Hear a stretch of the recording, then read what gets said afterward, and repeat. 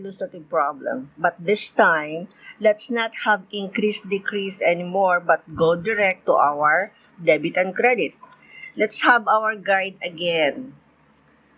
Again, for our debit balance account, we have assets, expenses, and withdrawal. With these three accounts, to debit is to increase and to credit is to decrease. And again, it is only assets that have this effect, which is debit and credit. And expense and withdrawal are both debit only. And for the other three accounts, that is liabilities, equity or capital, and revenue, with these three, credit is plus and debit is minus. But again, it is only liabilities that have this effect, that is plus minus or credit and debit. And for equity and capital, it is only credit. Okay, let us have our problem.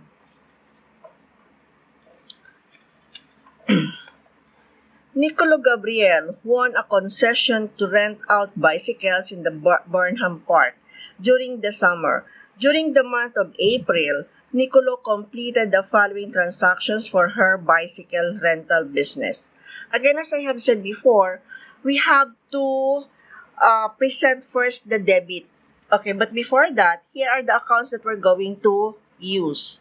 We have cash, of course. Of course, cash is an asset. Supplies, it is an asset. Bicycles, an asset. Nicolo capital, that is equity or capital. Rental revenue, that is revenue. Accounts receivable is an asset. Container is also an asset. Accounts payable is liability. Nicolo withdrawal, that is treated the same as an asset. Wages expense, that is an expense. Maintenance expense, concession fee expense, and repairs expense, both are expense account. Okay. April 2, began business by placing 120,000 in a business checking account. Again, we have 120,000, that is an asset, cash, and since this is an investment, so it means capital account were affected. So cash and capital were affected. Okay, what happened to our cash? It increases. So for our first entry, that is April 2, cash increase, and cash is an asset. So if we're going to increase our asset, it means we have to debit. So that is debit cash and capital. Nicolo capital. Again, in our guide, capital is always credit. So we have Nicolo capital. That is 120,000.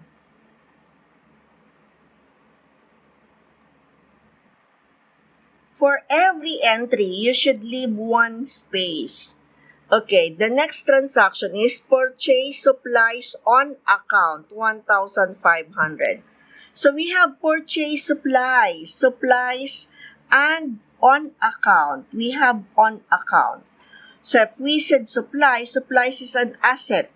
On account, again as I have said before, a while ago, it is either accounts receivable or accounts payable. So this time, since we purchase, it means on account is accounts payable. So we have the affected accounts are, we have supplies, an asset, and accounts payable, liability. What happened to our supplies? When we purchase supplies, what is the effect of this to our supplies? Of course, it increases. And what about our accounts payable? What happened to our accounts payable? It increased also. So for our April 3 transaction, so we have April 3. Supplies, we have supplies. So we have supplies. It is an increase in supplies, and if we're going to increase our asset, it means we have to debit. supplies, and credit accounts payable. Because we're going to increase our accounts payable, so we have to credit. That is 1,500.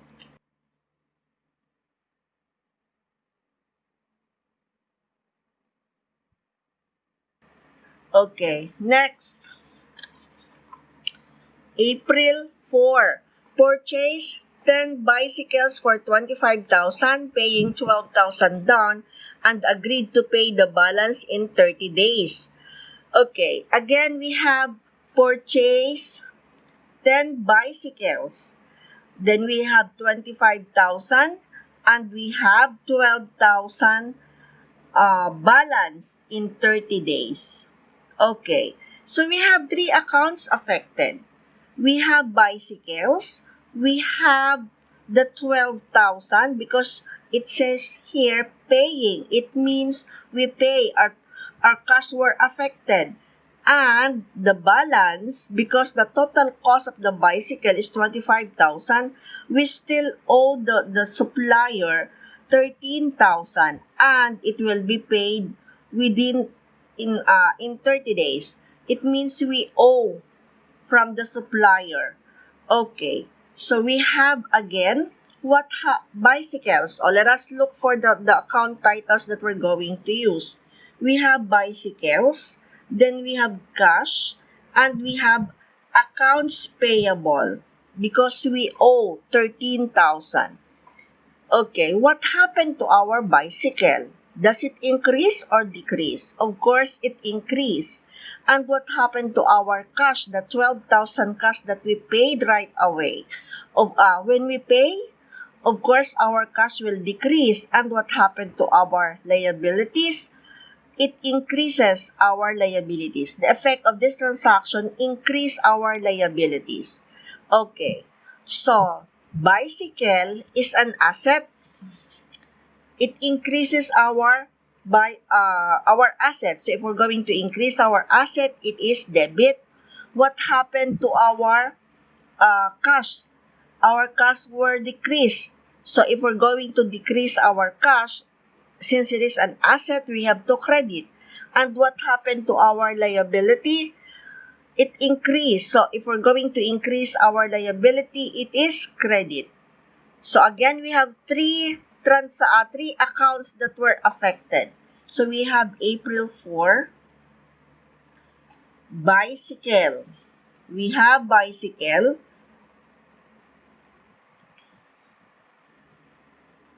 Our bicycle increase.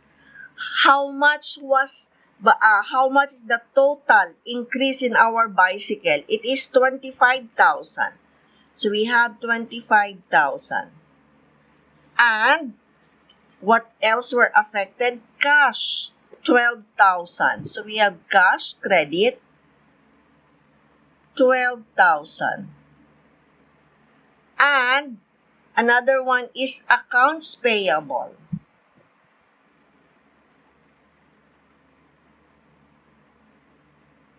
of 13,000. Take note, we have one debit and two credits. Again, the credit should be indented. So both credit entry were indented and they were aligned. Also the amount. Our total debits is 25,000 and our total credit should also be 25,000. So that is 12,000 plus 13,000. That is equal to 25,000. Our entry, the debit and credit, should always be balanced, should always be equal. Okay. Then let us have number 5. April 5.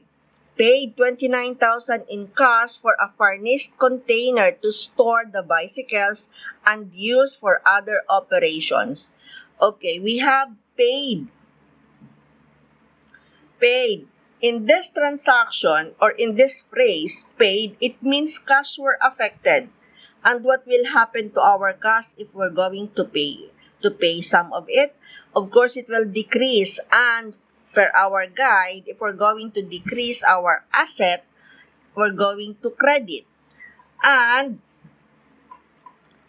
uh, where are we going to use that cash? We're going to buy furnished container. And container, this one, container is also an asset. So we have decrease in an asset because our cash were decreased and increase in one asset, which is the container. Okay. So we have April 5. April 5. So, increase in an asset, that is container, and increase in asset is debit. So, debit container, and decrease in another asset because cash is an asset. Okay, so that is, if we're going to decrease our asset, it is credit. So, credit cash. And that is 29,000.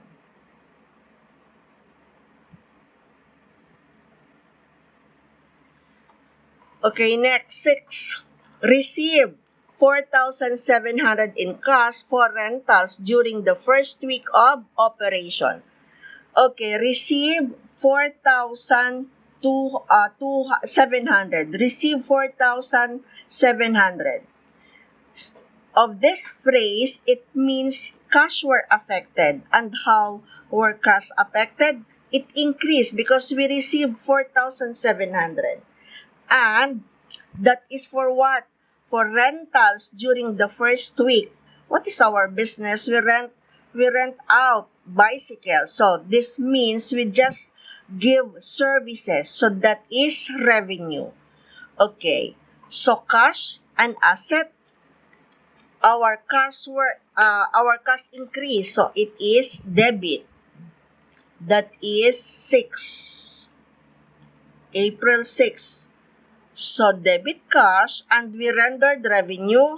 Our account title for revenue is rental revenues. So, we have rental revenues.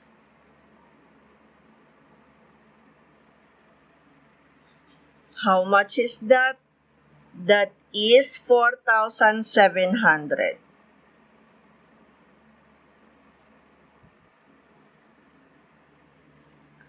Okay, 7. Paid 4,000 in cash for shipping and installation cost considered as addition to the cost of the container to place the container at the park entrance. Okay. So again, we have this phrase paid 4,000. With this phrase, it means cash were affected. And since we have the word paid, it means our cash decreases. And that is for shipping and installation cost of the container. It says here that we're going to consider it an addition to the cost of the container. Okay, so it means, again, we have cash, an asset, it decreases our asset, and a container, what happened to our container? It will increase again. So we have container, that is 7. We have container because it increases our assets. So it is debit container and credit cash because it decreases our asset. That is 4,000.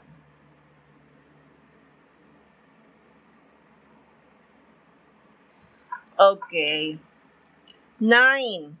Hired a part-time assistant to help on weekend. It is not a business transaction. Why? Because there's no elements that were affected. We only hired a part-timer. Okay. Next, 10. April 10. Paid a maintenance person 750 to clean the grounds. Okay. Again, we have the word paid, which means every time we have this word paid, it means cash were affected. Because what are we going to pay? It is cash. And cash decreases. So if we're going to decrease our cash minus, that means we have to credit. And What else is the other account affected? Paid a maintenance person, so that is maintenance expense. And expense is always on the debit side. So our entry, that is debit, this is date 10. Debit maintenance expense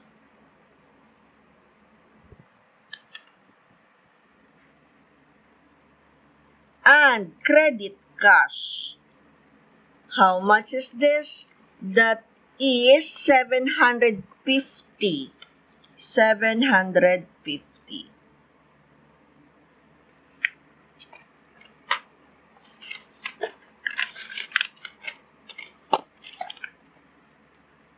Okay. We have the next one. April 13, receive 5,000 in cash for rentals during the second week of operation. Again, we have this one, receive.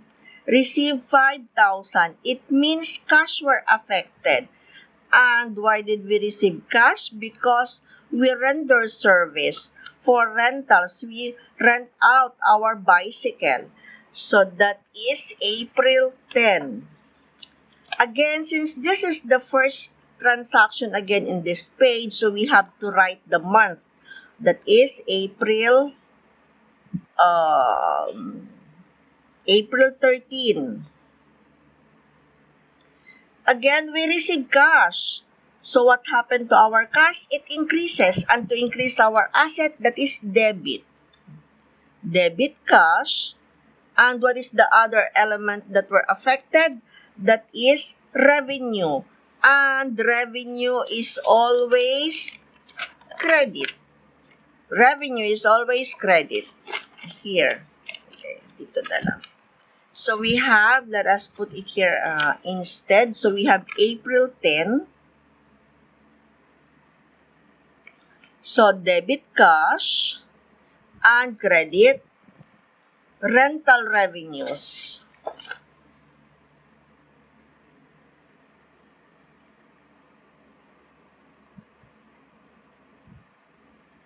Rental revenues, that is 5,000.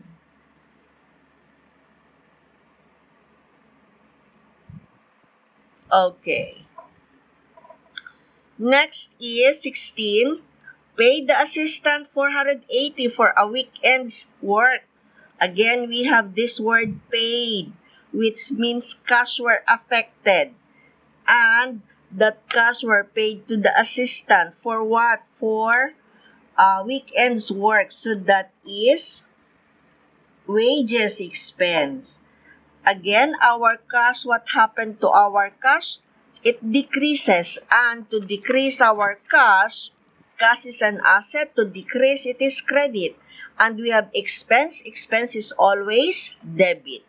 So that is wages expense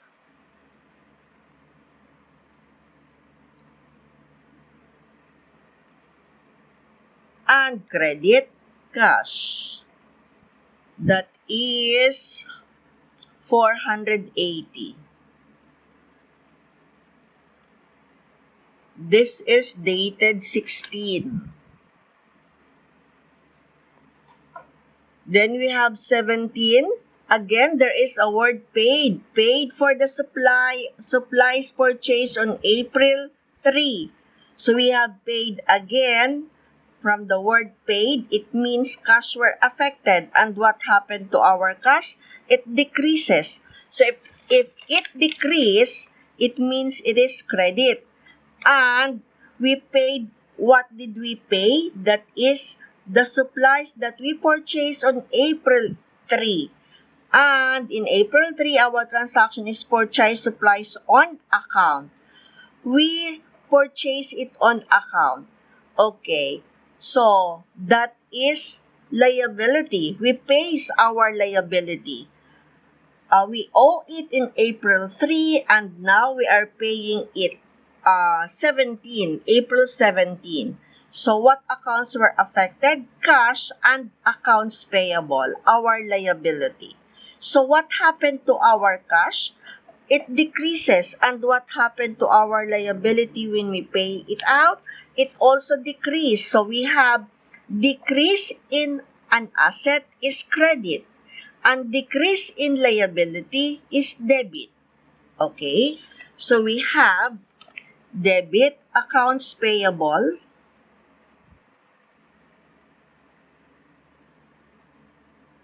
and credit cash. How much is our liability? That is 1,500.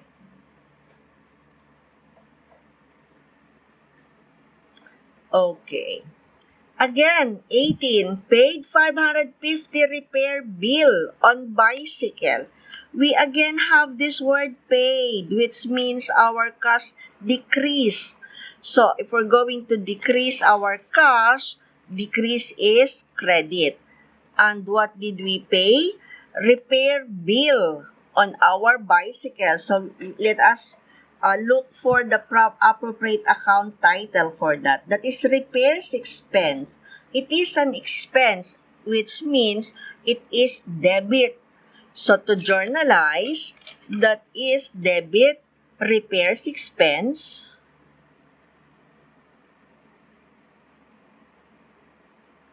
and credit cash. This is dated 18. This is 17. How much is this? That is 550.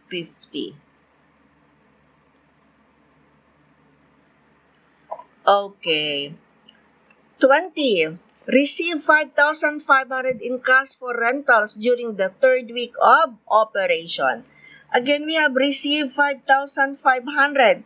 So from this phrase, it means cash were affected. And how is cash affected? We receive. So it means it increases our cash. And if we're going to increase our cash, it means we have to debit. And from where that cash comes from, that is from rentals of our bicycle. So, it means it is rental revenue. And rental revenue is always credit. Okay? So, we have cash and credit, rental revenue.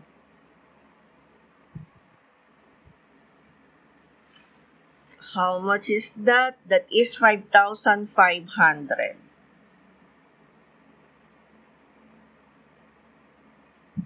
That is dated 20, April 20. Okay. Pay the assistant 480 for a weekend's work. So again, there is the word paid, which means cash were affected. And how is cash affected? Of course, it decreases our cash. And what did we pay? The assistant's salary for the weekend. And that is wages expense. Again, what happened to our cash? It decreases. If we're going to decrease our cost, that means we have to credit. And the other account affected is wages expense. Expense is on the debit side. So to journalize, that is debit wages expense and credit cash. That is 480.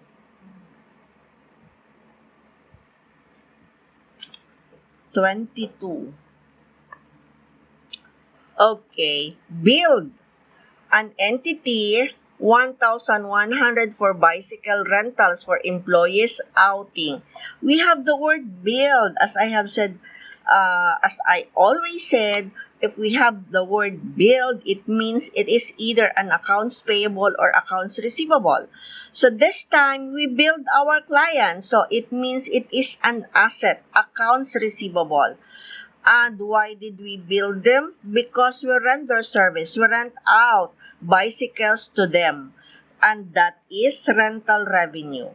So, Accounts receivable, what happened to our accounts receivable? Accounts receivable is an asset. What happened to our accounts receivable? It increases. So if we're going to increase our asset, we have to debit. And rental revenue is always on the credit side. So to write our entry, that is debit accounts receivable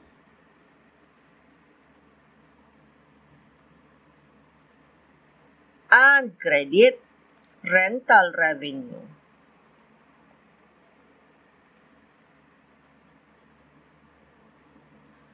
Okay, how much is that? That is 1,100. That is 23. 25. Pay the 3,000 fee for April for the park administration for the right to the bicycle concession. Again, we have the word paid, which means cash were affected, and how cash were affected. If we're going to pay, of course, it will decrease. And what did we pay? That is the parks administration for the right for bicycle concession. So it means concession fee expense. Again, it is an expense. So what happened to our cash? It decreases. If we're going to decrease, it means we have to credit. And the other account is concession fee expense. Expense is always on the debit side. So to write our entry, that is debit concession expense, debit concession expense, and credit cash. That is 3,000. The date is 25. Receive 4,100 in cash for rentals during the week. Again, we have the phrase receive. So it means cash were affected. And how is cash affected when we receive it? Of course, it will increase. And why did we receive cash from rentals? So it means our rental revenue were affected. So again, our cash, our asset increases. If we're going to increase our asset, we have to debit. And we have revenue, and revenue is always credit. So to journalize, to record it, that is debit cash and credit rental revenue.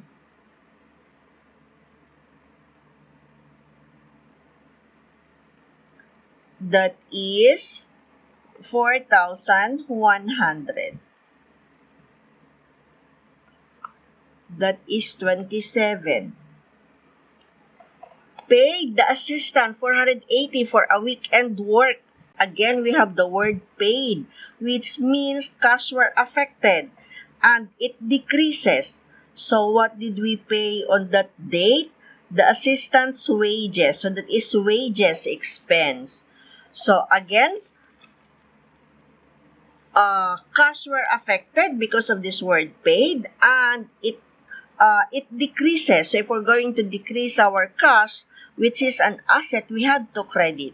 And we have wages expense, and again, expense in our guide is always debit.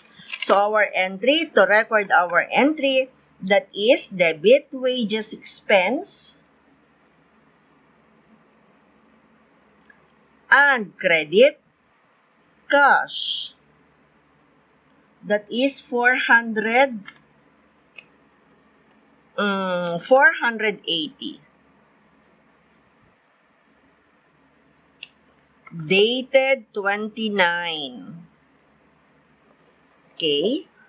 30. Transferred 5,000 to personal checking account.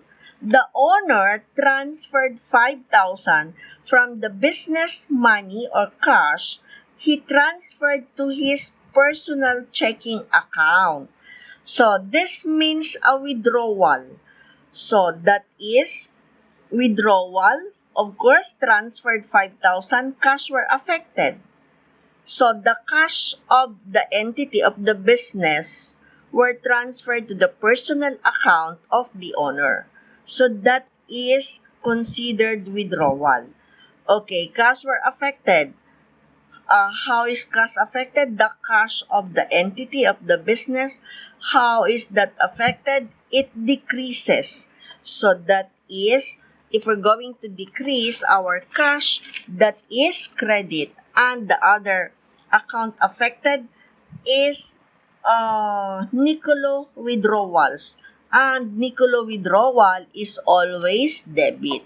So for our entry, that is debit, Nicolo withdrawal,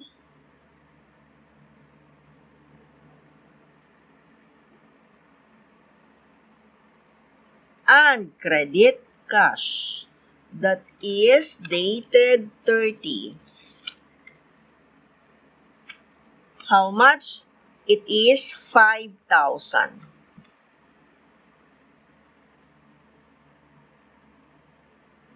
Okay. So for our next topic, it will be posting up to trial balance. That will be the next step. See you in my next video.